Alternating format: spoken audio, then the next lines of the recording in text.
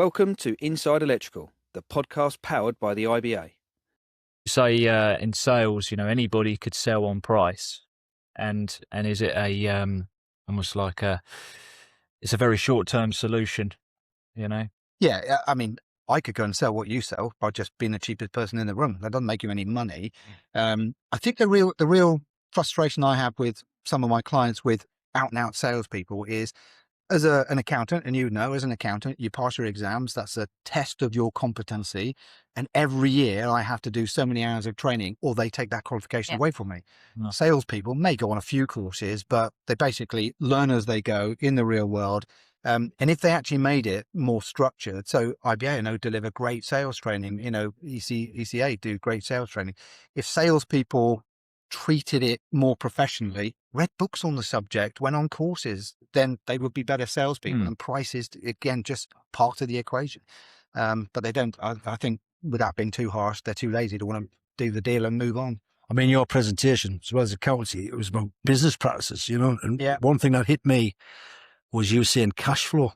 Cash is king, and it took me a long time to realize. And I have a lot of businesses, young people use me, and I try and advise them. And one of the big things I say is keep your books, have a bookkeeper, get somebody to do your accounts, but keep your cash.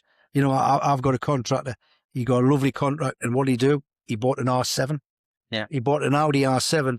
Now he kind of pays, but he's got a lovely R7 out there, but he kind of pays because that contract's finished and he's back to normal. So I say to them, save your cash, get a war chest, and that's what you were saying, and I think it was great advice, Yeah, I think, as an accountant, I know businesses go bust when they run out of cash, not because they're making losses or anything else, but it's when they run out of cash.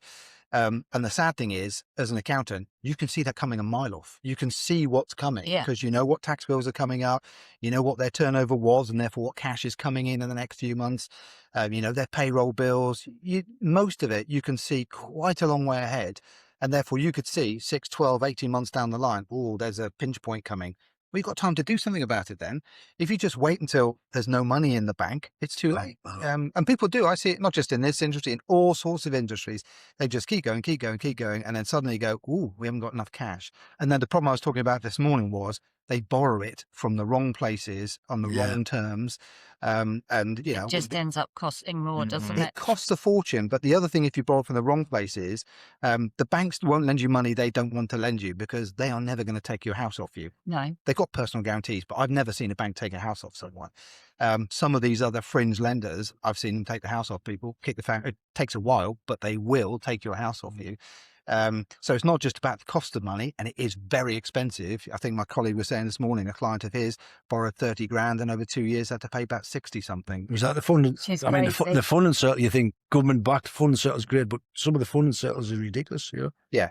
But I got told it quite early is if you need money, the bank will give you an umbrella when it's sunny, but they'll not give you an umbrella when it's raining. So if things are going well, try and get your overdraft in place, try and get your footing, And I got told that quite early in my business. But again, the only thing is, it was always raining in my business.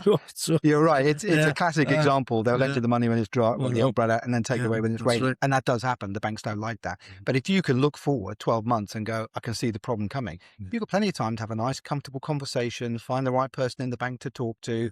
They'll ask questions. They'll want management accounts and all the rest of it. You've got plenty of time to solve that problem. If you wait until I can't pay the wages at the end of the month, you've got a real problem. Yeah. Too late. And as I say, that's not just in your industry, that is across the board. And as accountants, it's really frustrating because the technology will do all the work for you. The accounting systems will grab that data, put it into cash flow forecast. We use a piece of software called Fathom, grabs all the data, spits out a cash flow forecast. It's not perfect, but it's 90% right at the press of a button, and people don't use it. I think to a great extent, because most people running a business are not accountants. They don't have that skill. They're frightened of it. And therefore they just bury their head in the sand. Now, if you've got a good in-house accountant, fantastic. They should be doing cash flow forecasts, but they don't. Is it more a case of sometimes people don't want to face reality? Yeah, definitely. Yeah. I think it's tough out there right now. There are definitely people who put their head in the sand and hoping it will go away, and it won't. Maybe there have been previous recessions where just holding a pull your belt in and survive. That doesn't really work in the modern world. And if you're struggling, you've got to face up to that. And face up to it may not be hands up, we're giving up. It might be fix things, make people redundant, close branches. You know, I've seen in the electrical wholesaling industry, people who've got loss-making branches and they've been loss-making for years, and they go, "Oh yeah, but we can't close it." What people say, you know, I don't care what they say. It's costing you money, you know. And it's getting your debts in a lot quicker as well, isn't it? Yeah. You know, it's focusing on things like that. It's easy to let somebody ride for a couple of weeks after month end, but ultimately that's impacting your business as well. The problem for a lot of businesses is we got lazy when interest rates were 0.1%, because you could give people 90-day credit and it didn't cost you much. You give people 90-day credit now, it costs a lot of money. And there isn't enough margin in what you do to give people 90-day credit at 8% interest rates. Yeah.